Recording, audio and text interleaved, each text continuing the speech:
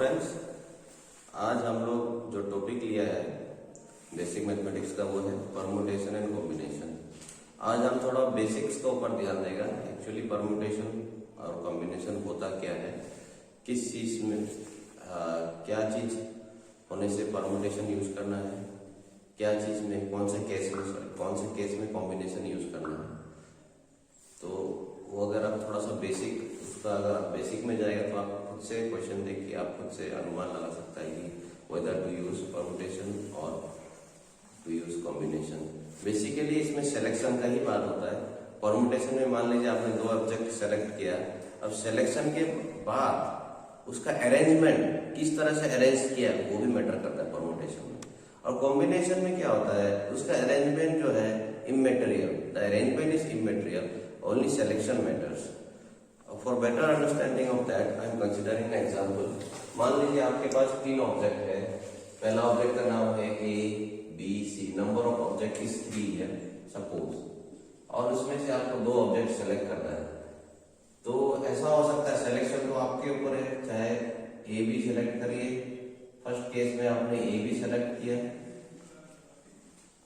And second case में suppose आपने B C select किया एंड थर्ड केस में आपने ए सी सेलेक्ट किया। इससे ज्यादा सिलेक्शन तो मतलब नहीं हो सकता है। Arrangement of selection is different, but selection तो इतना ही हो सकता है, चाहे ए बी बी सी या ए सी। अब सिलेक्शन इसमें कितना वेज हुआ है सिलेक्शन का, एक।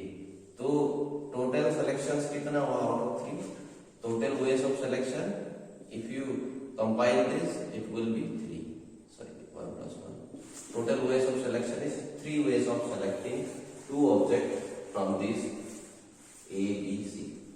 अब ये जो सिलेक्शन जिसमें मैटर करता है, जिसमें ऑर्डर ऑफ सिलेक्शन, अब मान लीजिए ये तो जस्ट सिलेक्शन का बात हुआ। अब हम क्या बोल रहे हैं कि आपने ए बी तो सेलेक्ट किया है, तो आपने इसको सेलेक्ट के बाद किस तरह से रखा, ए बी या बी ए करके, और ए बी सी को आपने फर्स्ट केस में बी को आगे किया, सी को पीछे किया, या फिर सी ए करके रखा। फिर थर्ड केस में ए सी ए, तो ए को आगे किया, सी को पीछे, और सेकंड केस में सी को आगे, ए को पीछे। अब हम बोलेगा कि आप सेलेक्ट तो किया, लेकिन आपने सेलेक्ट के बाद किस तरह से अरेंज किया, अरेंजमेंट ऑफ सिलेक्शन कैसा था आपका, उसको भी ले लो, उसको भी काउंट करो। बोलेगा तो यहाँ पर कितना वेज हो गया, 2 वेज। इसमें भी कितना हो गया, 2 वेज। इसमें भी 2 ऑब्जेक्ट, ऑब्वियसली आपने 2 ऑब्जेक्ट सेलेक्ट के बाद आपने उसको रखा कैसे, ए बी या बी ए करके रखा, बी सी या सी ए करके रखा, ए सी या सी ए करके रखा। तो B C, this should be C B, इस तरह से आता है। तो देखिए मोटा मोटी बात ये है कि इसमें कितना हुआ अरेंजमेंट के साथ नंबर ऑफ, इसमें कितना हुआ, इसका 6 हुए, तो इसमें कितना हुआ 3 वेज ऑफ सिलेक्शन।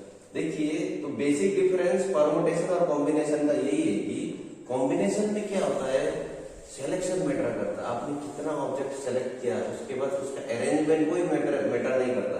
आपने ए को आगे रखा, बी को पीछे रखा, या बी को आगे रखा, ए को पीछे रखा, it doesn't matter in combination. सिर्फ कितना ऑब्जेक्ट सेलेक्ट किया या कौन सा ऑब्जेक्ट सेलेक्ट किया वही मैटर करता है।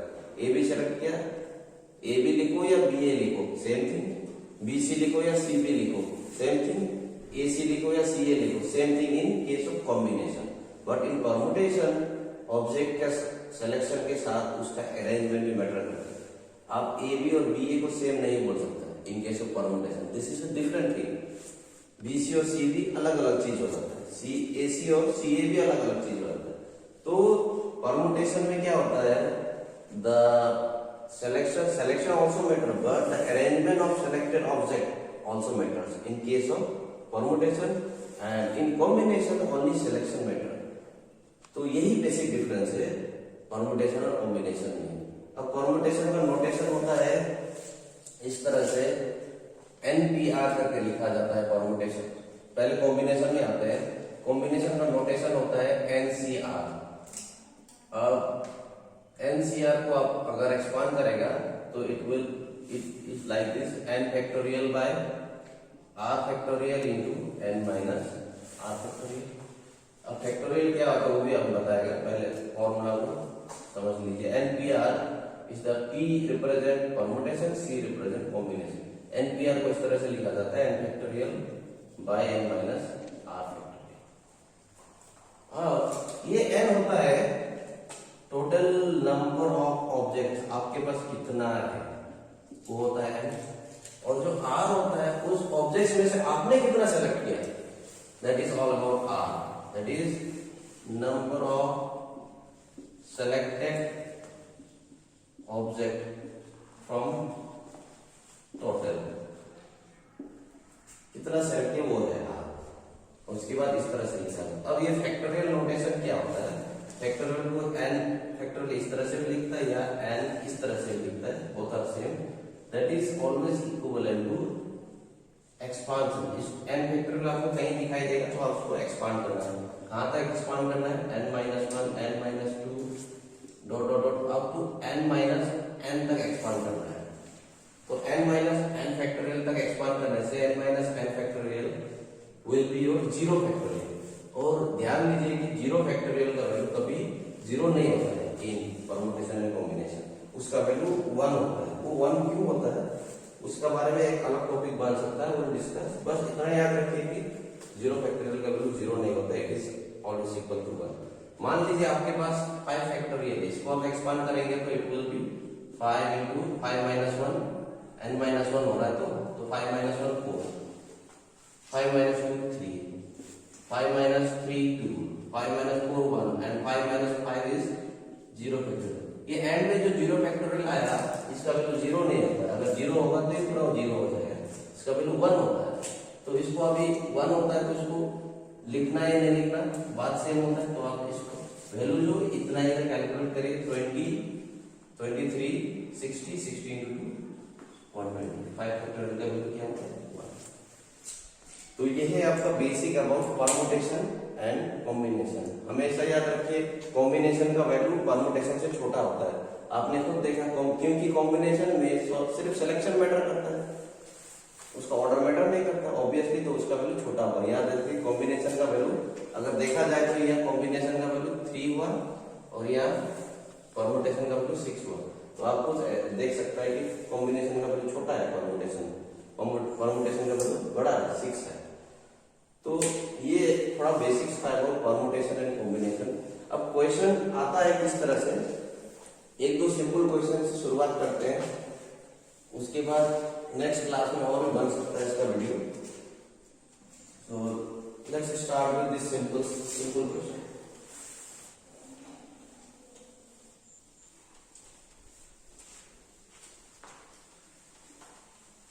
जैसे कि कैलकुलेशन कुछ नहीं करना है, खाली सॉल्व करना है, यहाँ पर क्वेश्चन को समझना और अप्लाई करना है। In how many ways the letter of the word equation be arrange, इसको कितना तरीका से अरेंज किया जा सकता है बोलता है।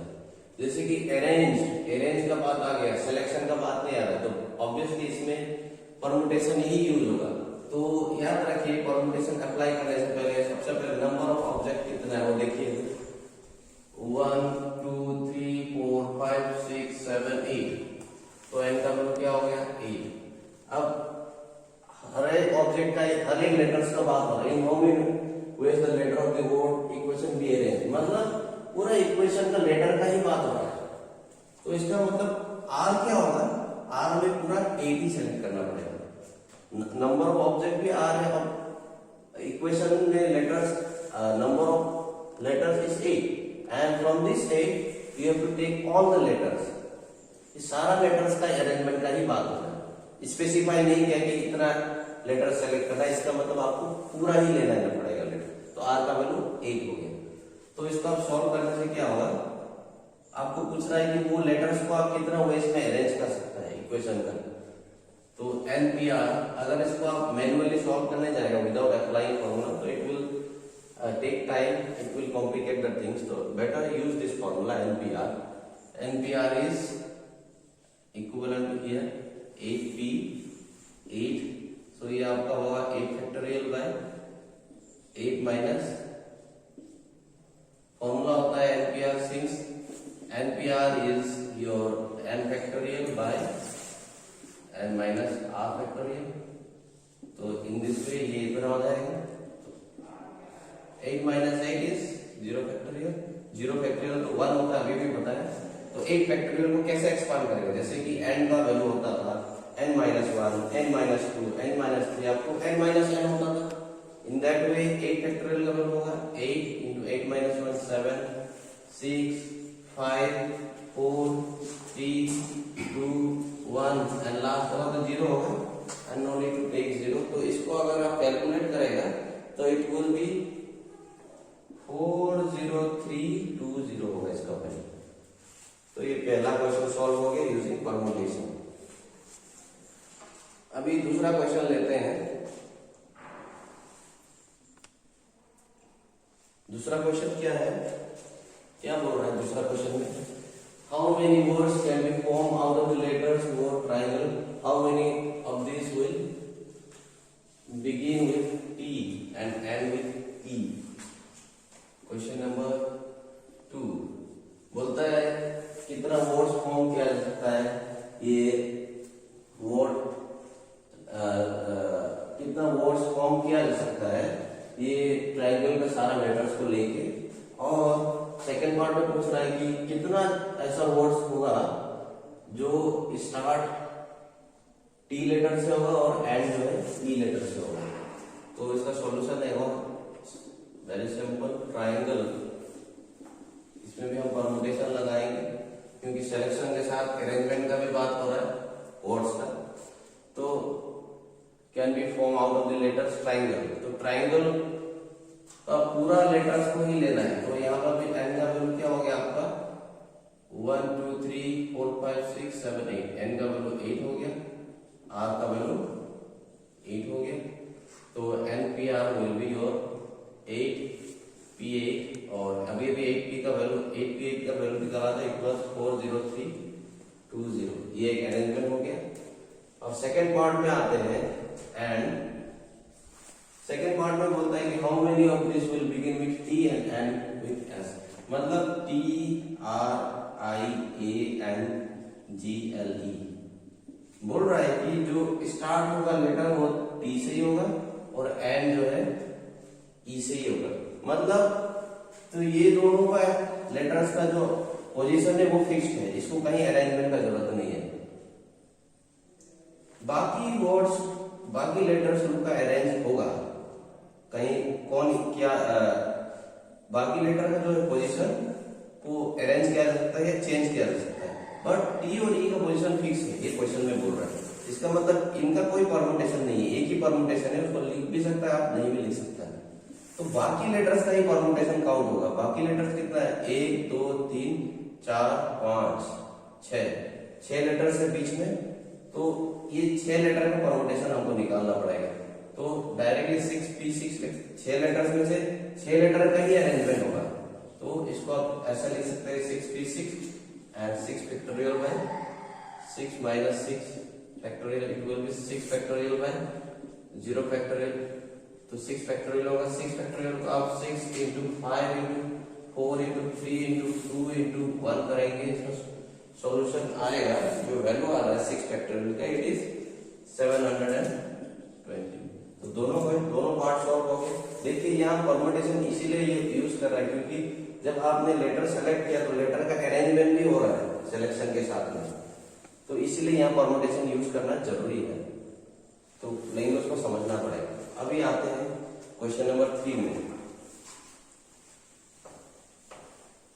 क्वेश्चन नंबर 3 में बोल रहा है in how many veg can a football 11 be selected out of 15 players. देखिए यहाँ पर सिलेक्शन का बात हो रहा है, फुटबॉल 11 आपको सेलेक्ट करना है तो सेलेक्ट करना है। अब उसका अरेंजमेंट क्या है वो कोई मैटर करता ही नहीं। आपको मान लीजिए टीम दिया हुआ है 20 आदमी का, उसमें से बोल रहा है 11 प्लेयर्स निकालो, तो आप क्या करेगा, जो अच्छा है 11 प्लेयर्स उसको आप निकाल लेगा उस 20 आदमी में से। अब ये जब आप थोड़ी ना ये देखेगा कि आप निकालने के बाद उसको किस तरह से अरेंज किया है, इसको इधर रखा है, इसको इधर रखा है, ऐसे करके सेलेक्ट करेगा। ये तो कोई मैटर नहीं करता है सिलेक्शन में, आपको 11 प्लेयर्स का टीम चाहिए बस, दैट्स ऑल अबाउट। तो यहाँ पर हम क्या करेंगे, परमुटेशन तो बिल्कुल यूज नहीं करेंगे, यहाँ पर कॉम्बिनेशन यूज करेंगे, क्योंकि सिलेक्शन मैटर करता है यहाँ पर, arrangement of players doesn't matter, ये सिलेक्शन ओनली मैटर। तो सिंपल बात है, टोटल नंबर ऑफ प्लेयर्स कितना दिया हुआ है आपको, 15 दिया हुआ, और उसमें से कितना प्लेयर चाहिए बोलो, फुटबॉल 11 मतलब 11 प्लेयर्स चाहिए, आर का वैल्यू 11 होगी। तो since you know the formula NCR equal to n factorial by r factorial into n minus r factorial, ये होता है। तो in this way 15C11 will be 15 factorial by r is 11 factorial into 15 minus 11 factorial, ये होता है। तो 15 factorial by 11 factorial into 15 minus 11 is 4 factorial। अब हम जैसे सिखाया था कि आप कोई भी नेचुरल नंबर को n-1, n-2, n-n तक एक्सपांड करिए। तो 15 फैक्टोरियल है तो इसको एक्सपांड करते हैं, 15 minus 1 14, 14 minus 1 13, 13 minus 1 12, 12 minus 1 11। 11 तक क्यों एक्सपांड किया, क्योंकि नीचे में भी 11 फैक्टोरियल है तो वो कैंसिल हो जाएगा, इसीलिए इससे आगे हम नहीं गए। तो ये आपको देखना पड़ेगा। तो 11 कैंसिल हो गए, ऊपर में रहेगा 15 इंटू 14 इंटू 13, और यहाँ हो गया 4 factorial, can be written as 4 into 3 into 2 into 1। अब आप कैंसिल जितना हो सकता है करिए। तो इसको आप अगर सॉल्व करेगा the value will be your, इसको आप कैलकुलेट करिए, इसका मेरे पास अभी नहीं, it will take time, just you have to solve, cancel करिए और सॉल्व करिए, जो वैल्यू आएगा that will be the required answer. और एक क्वेश्चन है, लास्ट क्वेश्चन, उसको लेते हैं, fourth one. Out of 7 consonant and 4 vowels, how many words can be made, each containing 3 consonant and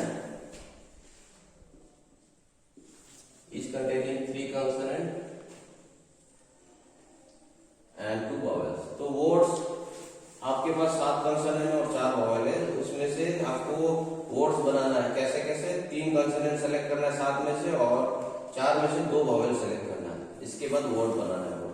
तो देखिए यहाँ पर फर्स्ट फेज में क्या हो रहा है, सिलेक्शन का भाग हो रहा है, कॉन्सोनेंट इतना से इतना सेलेक्ट करना है, अब उसको कैसे अरेंज करना है ये सब तो कहीं बात नहीं हो रहा है, नंबर लेटर्स का परमुटेशन का भी बात नहीं हो रहा है, किसको कहाँ रखना है वो भी कोई बात नहीं रहा। तो फर्स्ट केस में हम कॉम्बिनेशन यूज कर सकते हैं for sure. So total number of selection first consonant कितना है, फर्स्ट के लिए देखिए 2 पार्ट है, फर्स्ट में n का वैल्यू 7 होगा, सेकेंड के लिए n का वैल्यू 4 होगा।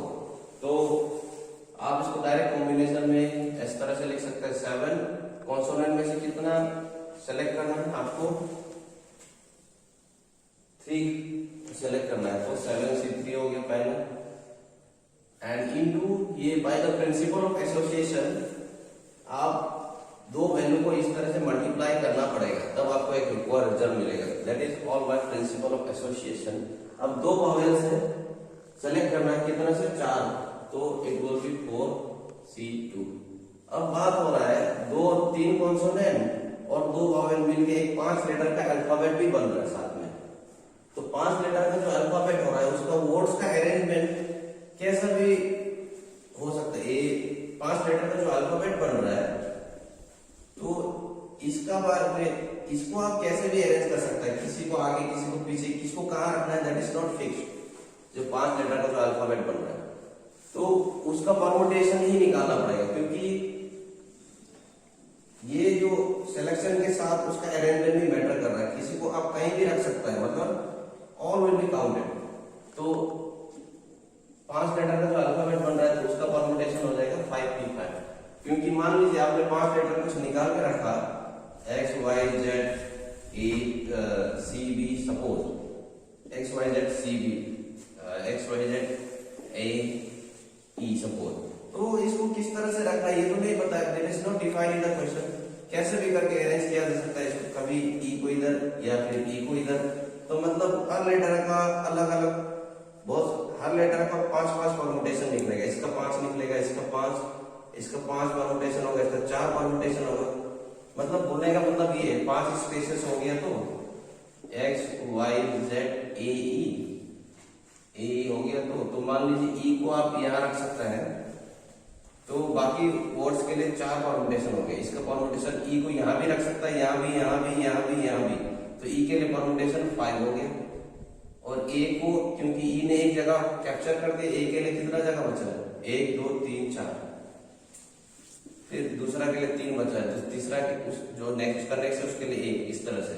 मतलब इसीलिए इसको परम्यूटेशन से 5p5 लिख सकता है इस तरह से। 5p5 और 5 into 4 into 3 into 2 into 1 का वैल्यू सेम ही आने वाला है।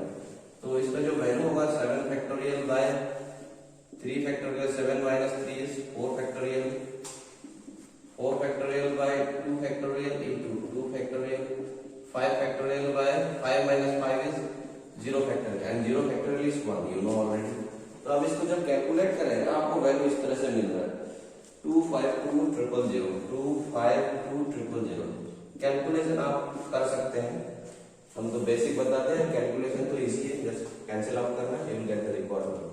तो आज इतना ही रखेगा। इसमें शायद कुछ चीज छूट भी गया होगा, हमको भी आइडिया नहीं हो रहा, बट हम जब वीडियो को रिकॉर्ड करेगा I will get to know that thing. जो चीज छूट गया है नेक्स्ट वीडियो में उसको और अच्छा से बताने की कोशिश करेंगे। Thank you very much.